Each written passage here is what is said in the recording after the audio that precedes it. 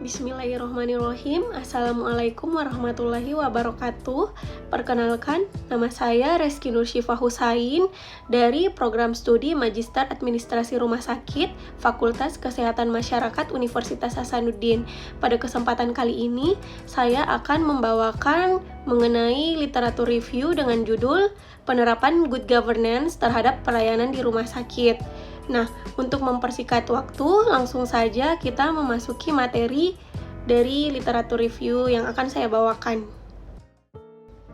Selanjutnya kita memasuki halaman abstrak di mana tujuan dari literatur review ini untuk mendeskripsikan dan menganalisis penerapan prinsip-prinsip good governance dalam pelayanan publik, faktor pendukung dan penghambat penerapan prinsip-prinsip good governance, dan output pelayanan publik di rumah sakit umum.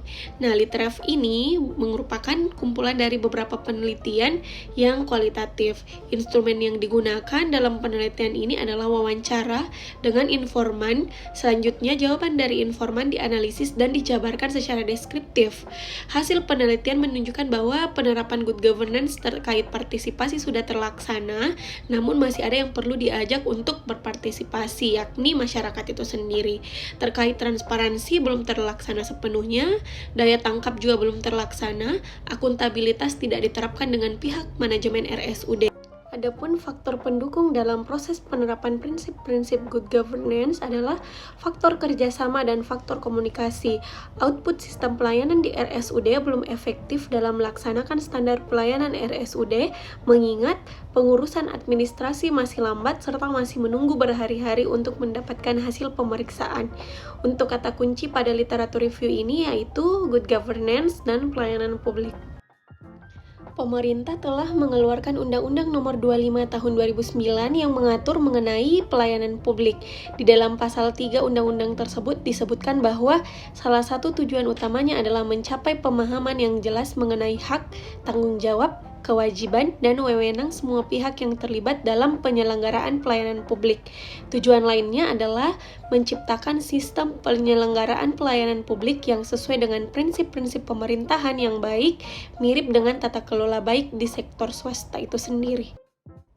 Konsep good governance dipopulerkan pertama kali oleh lembaga donor internasional seperti World Bank, UNDP, dan IMF pada penghujung tahun 1980-an menurut penelitian Mardiasmo tahun 2009. Adapun konsep good governance memberikan rekomendasi pada sistem pemerintahan yang berorientasi kesetaraan antara lembaga publik di tingkat pusat maupun daerah, sektor swasta, serta masyarakat sipil atau civil society. Dengan penerapan good governance diharapkan mampu menjamin pelaksanaan fungsi pelayanan pemerintah sekaligus pemberdayaan sektor non-pemerintah dalam pembangunan. Adapun persoalan yang terjadi dalam pelayanan kesehatan antara lain masih adanya keluhan pasien yang merasa belum memperoleh pelayanan yang baik dan adil dari petugas rumah sakit, pelayanan administrasi dengan birokrasi yang berbelit, maupun kualitas obat yang didapatkan pasien yang tidak memadai. Hal ini menurut penelitian Handayani tahun 2016. Selanjutnya, pada halaman kajian pustaka, governance adalah sebuah konsep yang highly kontekstual, yang mana teori dan definisinya tergantung pada konteksnya, menurut Carrington dan kawan-kawan tahun 2008, sehingga mempunyai terminologi yang bermacam-macam, misalnya monetary governance, economic governance, public governance, dan corporate governance, menurut Iqbal dan Lewis tahun 2009. Nah, adapun menurut Europe Journal of Humanities and Social Science, good governance adalah sesuatu yang berbeda. Good governance adalah konsep partisipatif, transparan, dan akuntabel.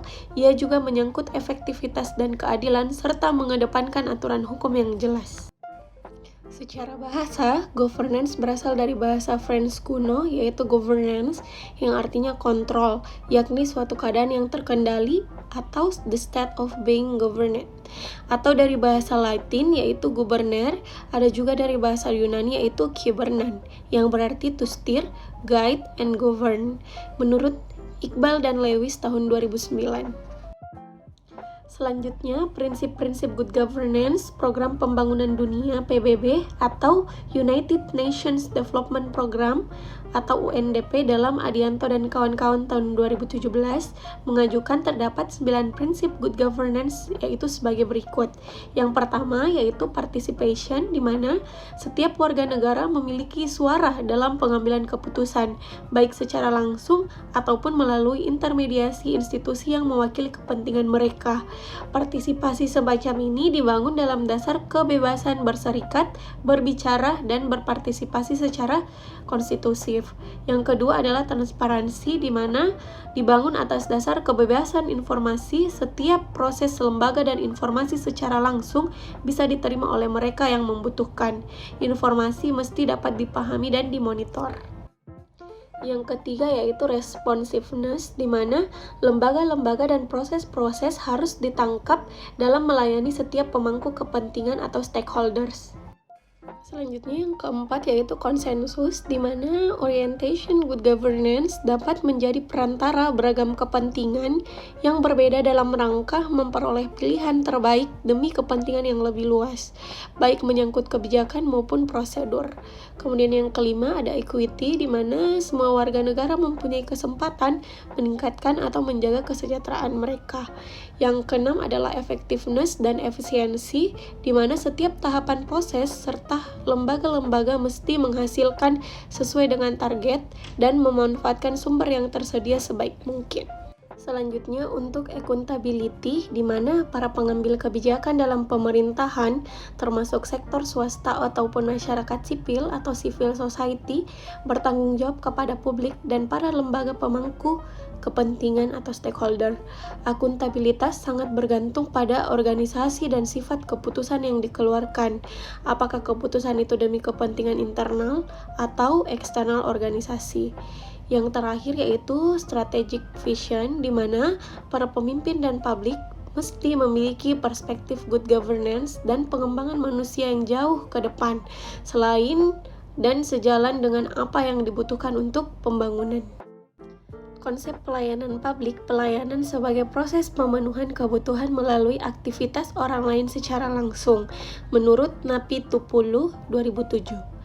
Merupakan konsep yang senantiasa aktual dalam berbagai aspek kelembagaan, yaitu pelayanan publik atau public service untuk masa sekarang ini masih menjadi persoalan yang perlu memperoleh perhatian dan penyelesaian yang komprehensif. Hal ini dibuktikan karena timbul berbagai tuntutan pelayanan publik sebagai tanda ketidakpuasan dari masyarakat. Adapun penelitian menurut Albert dalam Lovelock tahun 1992, dalam penelitian Sedarmayanti tahun 2010 mengatakan bahwa pelayanan adalah suatu pendekatan organisasi total yang menjadi kualitas pelayanan yang diterima pengguna jasa sebagai kekuatan penggerak utama dalam pengoperasian bisnis. Adapun menurut Monir dalam Harbani Pasolong 2013, pelayanan adalah suatu proses pemenuhan kebutuhan melalui aktivitas orang lain secara langsung. Sedangkan Menteri Perdayagunaan Aparatur Negara menemukan bahwa pelayanan adalah segala bentuk kegiatan pelayanan bentuk barang atau jasa dalam rangka upaya pemenuhan kebutuhan masyarakat. Menurut Monir, dalam penelitian Ratminto dan Atik Septiwinarsi tahun 2013, pelayanan publik adalah pemberian jasa baik oleh pemerintah, pihak swasta atas nama pemerintah, ataupun pihak swasta kepada masyarakat dengan atau tanpa pembayaran guna memenuhi kebutuhan atau kepentingan dari masyarakat. Adapun bukti empiris bahwa good governance memiliki efek positif terhadap peningkatan kerja. Menurut penelitian Yusuf tahun 2015 dengan judul Pengaruh Good Governance terhadap Kinerja Pegawai RS Unsurakarta. Dari hasil penelitian menunjukkan bahwa pengimplementasian prinsip-prinsip good governance berpengaruh positif signifikan terhadap kinerja pegawai menjadi lebih efektif dan lebih efisien. Selanjutnya yang kedua ada penelitian dari Pratawaisadi, Dewi dan Yudarta tahun 2016 dengan judul Good Governance Tidak Berpengaruh Terhadap Kinerja Rumah Sakit Terkait Pelayanan Pasien BPJS. Nah, di mana hasilnya masih banyaknya kecurangan yang masih terjadi seperti ketersediaan obat dan pengajuan klaim palsu. Penelitian tersebut menyatakan penerapan prinsip good governance hanya dilakukan untuk mematuhi regulasi tanpa melihat sisi moralitas yang terkait dengan pelayanan publik.